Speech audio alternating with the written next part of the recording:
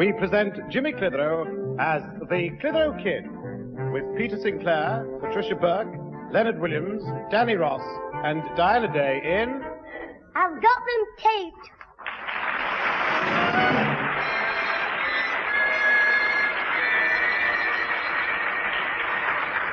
But Alfie, what made you buy a tape recorder like this? I thought they were very expensive. Oh, it isn't you, Susan. So that's why when the man said he wanted £30 for it, I thought I must be careful how I use my head here, because it's only reconditioned. Well, nobody'll notice if you keep your cap on. Not me head reconditioned, the tape recorder. The reason I mentioned using my head was because it's only guaranteed for 3 months. Who told you that? The doctor? Oh, be quiet. I must say, Alfie, £30 seems a lot of money, even for a tape recorder. Well, what did you buy it for? Yeah, for £1 down and £5 a week. Oh, I see what you mean, Susan. No. Well, we can record all our favourite pop singers on the radio and then listen to them when they're not singing. Well, I mean, they will be singing, otherwise we wouldn't hear them, but not the singing they sang before, if you see what I mean. All we saw was your tongue doing the twist. Oh, shut up. Well, Alfie, it sounds quite a good idea. And we could record our own voices as well. Yes, you could sing duets, only instead of Mickey and Griff, you'd sound more like Croaky and Gruff. Oh, very funny. Alfie, if we're going to the dance, I'd better get ready. You're right, old Susan. Hey, Jimmy, where's a safe place to put my tape recorder before I go? Oh, in the cupboard. Aren't you taking it with you? Well, I've nowhere to carry it. You see, Susan will be on my pillion and I can't strap it on behind her because I get in trouble with the police for not showing the red light on my rear. Get on the back of Susan's big end. Get on the back of me bike. Well, where can I put it? Oh, leave it with me, Alfie. I know how to work a tape recorder. I'll show you. Yeah, you leave it alone. But, Alfie, I only want to show you I'm good at some things. I mean, you want to be sure that when you marry our Susan, you don't find yourself lumbered with a brother-in-law as daft as yourself. Yeah, well, that makes sense. I think. It's in safe hands with me. Look, I'll prove it. I'll wind the tape back and we'll see if there's anything we can listen to. Now, I'll switch on the playback. Contact. Well, it seems to be working all right, Bert. He said that must be the man in the shop. He said he'd test it while I went to move my bike for the policeman. Shh, quiet. I thought we'd never sell it. But when this bloke with the crash helmet walked in, I said to myself, here's a nice plump chicken just ready for plucking. Right. Who does he think he's talking about? I'm not saying, Alfie, but the next time you feel ill, don't be surprised if you've got foul pest.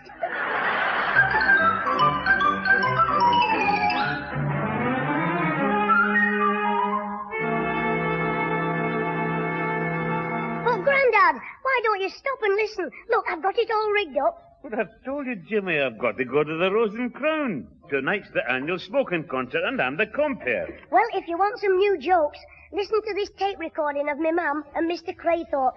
You'll get the biggest laugh you've had since you sat on your spurren. Oh, go on then. But I've only just got a minute or two. Listen to this. They didn't know I was recording it. Theodore, you're not pulling my leg, are you? I assure you it's true. I was in Heritage Store trying to find my sister, but unfortunately I opened the wrong door and found myself in the ladies' changing room. What? Oh, trust that ninny to do a thing like that. Shh, quiet. Listen to the bit about the fat lady. And you say there was someone in there, Theodore? Yes, a rather stout lady was trying on a dress. Actually, she'd got it on, but that didn't stop her attacking me with her brolly. Oh, Jim, I don't know that I should be listening to this, but I'm glad I am. The next item on the tape is you snoring your head off at 3 o'clock this morning. Come in, Theodore. Thank you. Oh, hello, James. Mr. Sinclair. Well, if it isn't Peeping Tom Craythorpe himself. I beg your pardon. Father, what on earth are you talking about? Well, I've just been listening to a tape recording Jimmy made. Theodore Craythorpe meets the fat lady. Oh, no, Jimmy, you little hooligan. Shh, quiet, Mum. Listen to this tape recorder. I think it's Mr. Craythorpe singing next. Listen. Not at all, Miss Craythorpe. Nice of you to phone. Theodore's just gone back. He's gone out, you see, for some cigarettes. Yeah, well, I'll tell him when he gets back. Yes, Miss Craythorpe. Yeah. Oh, of course, Miss Craythorpe. Well, goodbye, Miss Craythorpe. Susan, Theodore's sister's very nice, but honestly, she could talk the hind leg off a donkey. Oh, that was you, ma'am. Crusoe Craythorpe must be further along. I don't want to hear any more. But, ma'am, you'll like it. He's helping you to wash up and singing nymphs and shepherds. I belong to Glasgow. But that isn't my voice. Jimmy, switch that thing off. But, ma'am, that's Grandad coming home from the pub last night. You'll hear him snoring in a minute. I told you to switch it off. Oh, all right, ma'am. Theodore, I wasn't being rude about your sister. I know you weren't. But I suggest you keep quiet when James is around. Otherwise, your next family quarrel will end up on jukebox jury.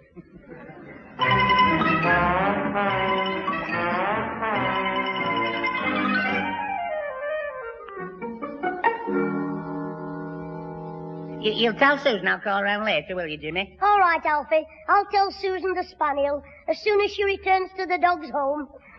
Are you taking your tape recorder? Well, I wasn't going to, but perhaps I should after all the bother you've just told me about.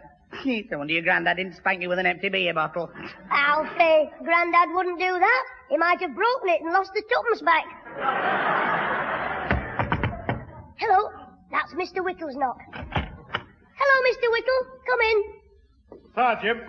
Is your mind, Jim? No, she's still out shopping. Can I give her a message? Well, no, Jim. I wanted to see her for a private talk. What the French call a tatty-tat. Well, you can come in and wait if you like. Oh, thanks, Jim. Oh, hello, Alfie. And what's all those Mr. Wonderful doing here, eh? Yeah, well, I've called to tell Jimmy to tell Susan I've been, but I've gone because she wasn't here when I was, and I had to leave before she got back because it's bodybuilding night tonight. Come again, Alf. Alfie's trying to tell you he's started going to bodybuilding classes, and it's doing him good as well. Well, you could have fooled me, Jim. Yeah, it's true, and I've only been going 3 weeks. Yes, and already he can bend a stick of rhubarb. Oh, but I bet he has to soften it up with the custard first. Hey, are you two trying to take the mickey? Oh, of course not, Alf. Go on, show us your muscles. Oh, he won't do that. He showed them to our Susan once, and she thought they were goose pimples. I'm not stopping here to be made fun of. If you want to mock me to my face, you can do it behind my back after I've gone. Well, hello, Alfie. Ooh, it's cold today. Would you both like a cup of tea? Yeah, not for me, thanks. But I don't have to stay here and be insulted. There's plenty of other places I can go to. Alfie, what's the matter? I'm afraid we've been pulling his leg, Pat, and he got his paddy up. You know, I didn't realize Alfie was so sensual. Come on, Alfie. I'll walk to your bike with you. I won't be long, Mum. Right, so. Come in the living room, Harry. Oh, thanks, Pat. I'm glad I've got you alone for a few minutes, because I've got something I want to discuss with you. Yes? It's something private and consequential. Oh, I see. Well, what is it? Well, you remember me telling you about that widow woman who works in our office? The one I got a bit pally with. Oh, yes, I remember. Her name's Mrs. Bell, Ethel, isn't it? That's the one, yes. Well, lately I've started treating her to the odd night out, you know, dog races, boozers, bingo. Well, to cut a long story sideways, I've been wondering, whether the time has come for me to stop being an illegible bachelor. You mean to get married? To Ethel? Well, I admit she's no Venus de Bilko. But we do get on well together, and I'm no longer a headstrong youth. Well, I've reached the years of distraction. Yes, but I think what she'll be taking on. For one thing, she has a grown-up son, hasn't she? Oh, well, he's a bit of a problem, that lad. Do you know, he's turned 21 and still hanging about the house. Oh. But I'm sure he'd benefit by the marriage, because all he needs is a fatherly hand round his earhole. Well, what do you think, Pat? Well, to be honest with you, Harry, I can't say whether Ethel's the right woman for you, but I've often thought you'd make an ideal husband for somebody. I mean that. Oh, that's good. They've left the door open. Now, I'll just plug it in and creep a bit nearer, and I'm all ready to start recording. Well, what do you say, Pat? Do you think my suggestion of marriage is a good one or not? I'm all for it, Harry. You'll make a wonderful husband. I'm certain of that. Hey, what's going on in there? Oh, Pat, you're a sweetheart. I'd give you a kiss if Jim's goldfish wasn't looking. Oh, go on with it. But I wasn't really surprised when you came round and asked me. I had a feeling you'd been thinking about it for some time. Well, I knew that if I was going to ask anybody, Pat, you were the one. You know, I feel as if we ought to celebrate this. Have you got any booze in the house? After all, Pat, there is a wedding involved. Oh, heck, that's the back door. I'd better go in case somebody comes in. Be quiet, I'm coming. Yes, what is it? Does your mother want any bread, Jimmy? I don't know. Come back tomorrow. Why, ain't your mother in? She's in the living room making a recording. Look, I don't know what the joke is, and I haven't got time to find out. Go and ask her what she wants. I can't go and ask her. She's getting married. Look, I'm delivering nothing without a definite order. Now, what do you want? Well, give us a couple of loaves, 6 chocolate eclairs, and a wedding cake decorated with marzipan and scouse.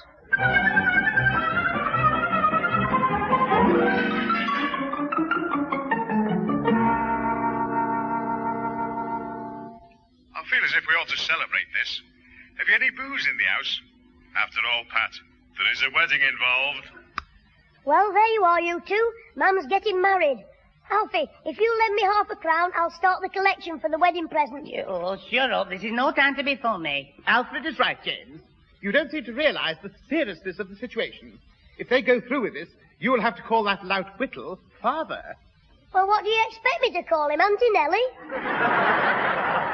It'll be grand having Mr. Whittle for a dad. I mean, he earns plenty of money and he likes me. Hey, I'll bet if I talk to him nicely, he'll get married during school holidays and take me with him on his honeymoon. Don't talk daft. You can't take your son on your honeymoon. Why not? Well, because when two people go on an honeymoon, they want to... They don't want anybody to... Look, honeymoons are for... You go away so you can have... Well, you can't walk into an hotel and say, I'm here on my honeymoon and this is my son now, can you? Why not? Because you've just got married. You're not supposed to have it. Mr. Craythorpe, will you tell me? Look, James, all I have to say is this. Mr. Whittle may be all right as a neighbor, but once he became your stepfather, I'm sure you'd live to regret it. But he likes me. I know he does. Alfie's the one he can't stand. You are? He calls you Alfred the Great, Twit. Oh, does he? Yes, and I'll bet he'll stop your fun and games in the front room with our Susan. When he takes over, you'll be lucky if you're doing your smooching in the coal shed. James, will you please stop teasing Alfred? Teasing him? I'm dead serious. Mr. Whittle said he'll make our Susan give up Alfie and get herself a man. Whittle will have to reckon with me first. He won't let you marry her. He said you're a twit as well. I don't wish to marry your Susan. That's the first sensible thing you've said up to now. That will do, James. When I said Whittle will have to reckon with me, I meant I shall do all in my power to prevent this foolish marriage. Although I still can't believe they made me to go through with it. Listen, I'll wind it back and play it again. Well, what do you say, Pat? Do you think my suggestion of marriage is a good one or not? I'm all for it, Harry. You'll make a wonderful husband, I'm certain of that. I feel as if we ought to celebrate this. Have you any booze in the house? After all, Pat, there is a wedding involved. There you are. Wacker proposed and my mum accepted. Hey, what's that knocking? It's my tape recorder. It's going funny already, you broke, Ned. Alfie, that was the bread man knocking on the back door. I left the tape running while I went to answer it. Mind you, Pat, I still mean what I said about the lad. Hey, listen, he's talking about me. As soon as the wedding's over, he's going to get slung out of the house. Hey? Well, I'm sure you know best, Harry. It's time that lazy young skiver started earning his keep. He's had things far too easy. Alfie, Mr. Craythorpe, did you hear that? Mr. Whittle says he's going to sling me out of the house and make me work. And Mum agreed with him. She doesn't love me anymore. Look, Jimmy, there's only one thing you can do. If you tell your Grandad about this, Mr. Whittle might not be allowed to marry your mother, because your Grandad will be annoyed because Mr. Whittle didn't ask him first. Don't be daft. Grandad doesn't want to marry Mr. Whittle. Alfred means we just enlist your grandfather's aid in preventing Whittle marrying your mother. Surely he will put a stop to it. Oh, I don't know about that. I mean, Mr. Whittle's Grandad's drinking pal. And you know what they say? Beer's thicker than water.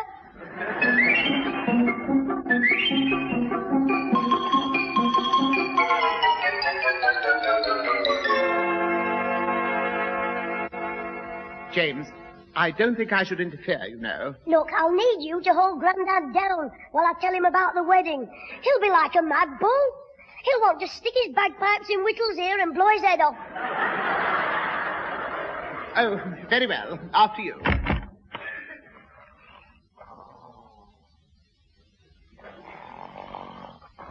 Oh, heck, he's off again. Rip Van McWinkle. James. We'd better not wake him if he's asleep. If he's asleep, what do you think that noise is, thunder? It is rather loud, isn't it? You should hear him at night when everything's quiet. The woman next door thought he was sawing wood in bed. The windows rattle, the walls shake. He's had the television aerial down twice. Now, James, don't exaggerate.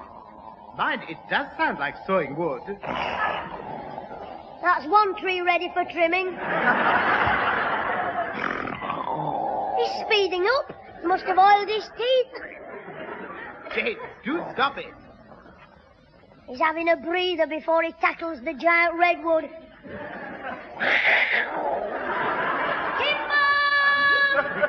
Oh, what's that? Grandad, wake up. Mr. Whittle's going to marry me mum.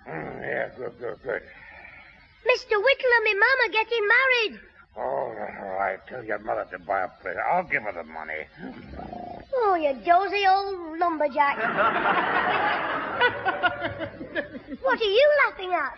Well, he hasn't gone quite as mad as you suggested. The wild Highland bull seems more like a contented cow. Jimmy, what did you say about your Whittle and your mother? Quick, Mr. Craythorpe, get the ring through his nose. Look, my boy, what's this story you're making up? Oh, I assure you, Mr. Sinclair, it's no story. For once, James is telling the truth. That's right, Mr. Craythorpe, but what do you mean, for once? Oh, I'm sorry, James. I didn't mean that. Well, someone tell me what you do mean. We don't need to tell you. Just come in the front room and listen to Alfie's tape recorder. Then you'll hear for yourself. Well, it beats me. I'm staggered. I'm absolutely staggered. I don't know what to say. It's got me dizzy. I feel as though I... Just come back from the Rose and Crown. Just come back from the Rose and Crown. Oh, don't be funny. Well, what are we going to do? Mr. Whittle's going to sling me out and send me to work. Oh, that's silly. You're too young to work. He doesn't care. You're too old. But he'll probably have you on his building site as the tea boy. Look, now, if your mother's decided to marry him, that's that. Your grandfather's right, James. It's none of our business. Maybe it's none of yours, but I'm related to me, Mum. But what can she see in him, Theodore? I can't imagine. Well, he's a rather rough diamond. Not the type I think would attract a lady. She must have had a brainstorm. Hello? Who's this who's had a brainstorm, then? Mr. Craythorpe's sister. Yes, my sister. That What do is... you mean? What's she done? She... It was this morning at breakfast, wasn't it? Yes, that's right, at breakfast. I thought she was acting a little strange. In what way? It was, she... His porridge. She fried it with 2 eggs in castor oil. All right. Now, never mind the jokes. It was nothing, Pat. Oh, I see. It's some private joke. Well, while you're talking, should I make some tea? Fried with milk? Yes, well, I would. Oh! Very, very good, Mrs. Clitheroe. Pat, we were just talking about Whittle. Oh, were you? Yes, you know, we were saying he's a man's man. Nice fellow, of course, but, well... A bit rough. Don't be cheeky. Mr. Craythorpe said that, not me. I said a rough diamond. Well, I like him very much. He's kind and very thoughtful. It's the man himself who matters, not his accent. A woman likes a man for what he is. Oh, please don't misunderstand me. I think he's a very good man. I only said that... He wouldn't attract a lady. That's what you said. Oh, James. Oh, well, now I know what you think about me, Theodore. Oh, Mrs. Clitheroe, I assure you I've never dreamed of saying Yes, it. now look. I don't know why you've all turned on Harry Whittle, but don't start calling him to me. I think he's one of the nicest men I've ever known. So if you've got anything to say against him, say it while I'm making the tea. Well, a right mess you made of that, Mr. Craythorpe. I did. I'm glad you admit it. Now, that's enough from you, Jimmy. Now, listen, both of you. Now, say no more about Whittle to Pat. You see, the more you call him, the more she'll insist on marrying him. You know you're right, Mr. Sinclair. I'm afraid nothing will turn her against Whittle. In that case, we'll turn him against Mum. At least I will. Now, Jimmy, be careful. Look, he's not making me one of his navvies. When I finish with Whacker Whittle, he'll think wedding bells sound like a fire alarm.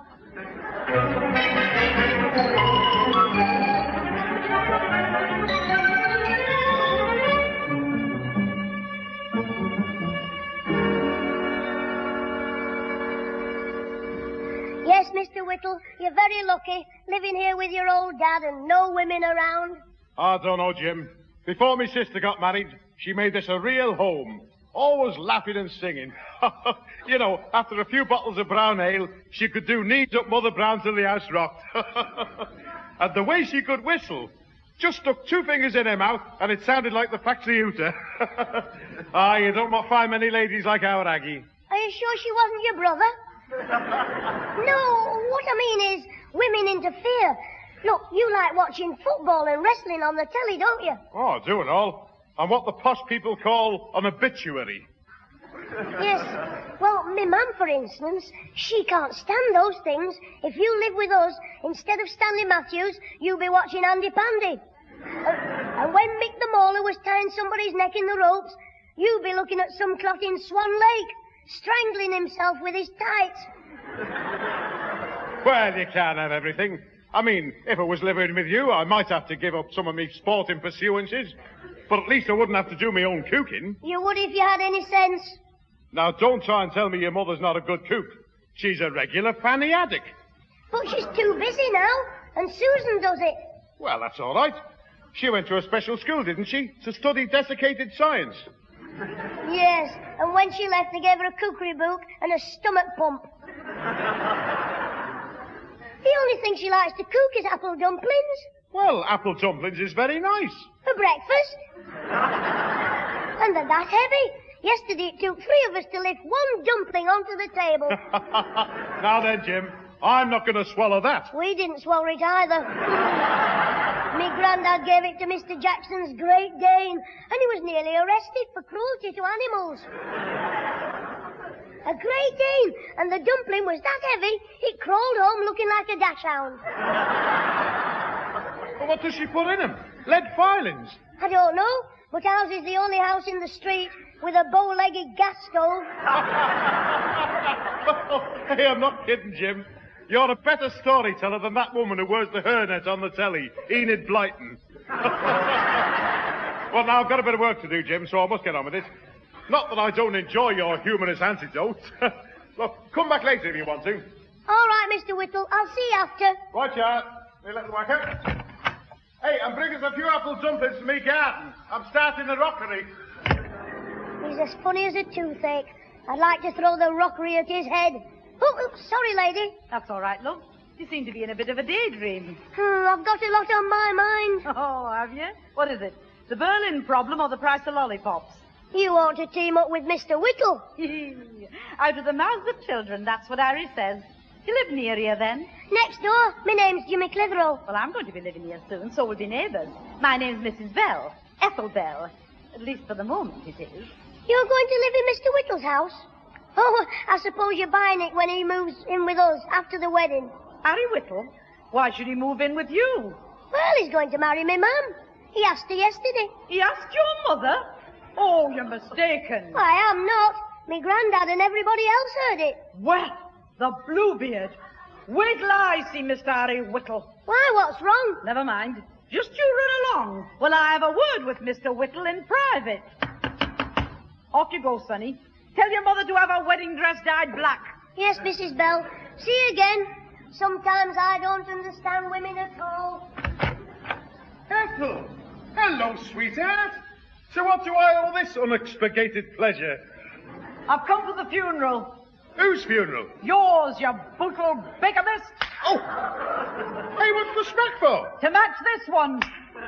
Hey, have you gone bisected? Look, clear off before I forget I'm a gentleman and belt you one. I'm going. And don't you ever come knocking on my door again. If I do, it'll be with an axe. You'd think she was my wife already, and she'd caught me patting the barmaid's bottle. Yeah, all right, I'll come in a minute. I've got a message for Mr. Whittle from me dad. I've got a message I'd like to give him, but I don't think it'd go. Can I sit on your motorbike? Yeah, but don't mess about with anything. Hey, Mr. Whittle. Mr. Whittle, just a minute. What is it, Alfie? Hurry up, I'm busy. Well, my dad wants to know if you'd lend him your blow lamp to paint our front door. Yeah, I mean, to burn it off. The paint, not the door. He'll put it on with a brush, you see, but before he puts it on, he wants to burn it off. The old stuff. That'll teach him to tell Alfie to hurry up. One of these days, Alfie, you'll tie your tongue in a knot. I'll have a look for my blow lamp and bring it to Clitheroe's later. At the moment, I just want to have a rest. Oh, what's wrong? You look upset. I'll tell you what's wrong in 2 words. Women. Mind you, I've really had a very lucky escape. You what from? From a fate worse than death. Between you and me and the bedpost, I was going to get spliced. But just in time, I found out what kind of woman she is. He's talking about me, Mum. What sort of woman is she? A loud-mouthed old witch. Proper vulgar. And obviously very bad-tempered in drink. What in the old days they called a harpist. Right for you, Mr. Blinking Whittle. Just wait till I tell me Grandad. He'll clout you with his claymore. Oh, you're for it. And another thing, Grandad, he says she drinks and she's a witch. Oh, he did he? Well, just you wait till I get my hands on him. Now, don't do anything you'll be sorry for, Mr. Sinclair. The only thing I'm going to do is whittle, and I won't be sorry for him. I know he deserves a thrashing, but I don't want to see you get into trouble. Well, you keep him out of trouble. How? Hold Mr. Whittle arms while me Grandad hits him. Just pick him up when he falls, that's all. Calling my daughter vulgar. And why did he say Mum's a harpist? She can't even play the mouth organ. Can we come in? The little door was open. Yes, Alfie, of course. Come in, Mr. Whittle. Oh, you as well. Come in, Harry. I was just coming to see you. Oh, yes, Pete. What did you want? Your blood. Come again, Jim. So, you're not getting married after all? How did you know? I heard you telling Alfie, saying she was loud-mouthed and vulgar and all the rest. Well, I was a bit upset.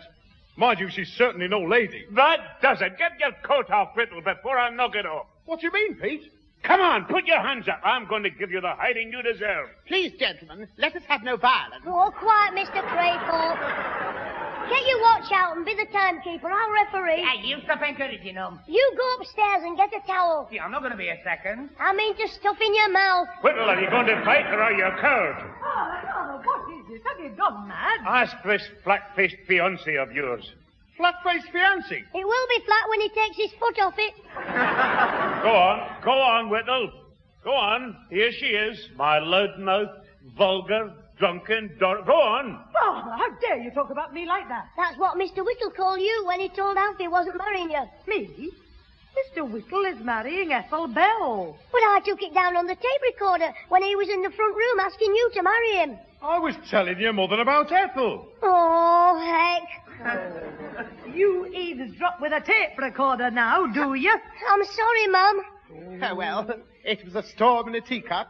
Still, everything's all right now. At least we won't have a fight on our hands. No, from the look on Grandad's face, it's going to be a massacre.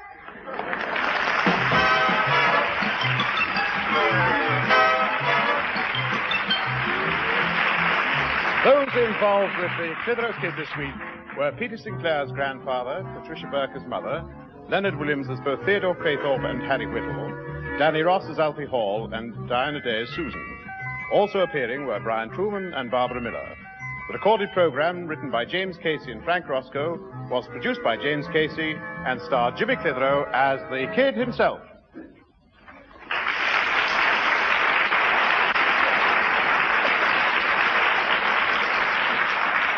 I thought you'd like to know I'm all right. Mr. Whittle came to my rescue when I was attacked by the wild Highland bull. I didn't like what he said, though. He said it was Alfie's fault for tempting me, dangling a carrot in front of a junivile donkey. But he was pleased he's not marrying Mrs. Bell. As he said, that woman doesn't want a husband, she wants a sparring partner. Ta-ra.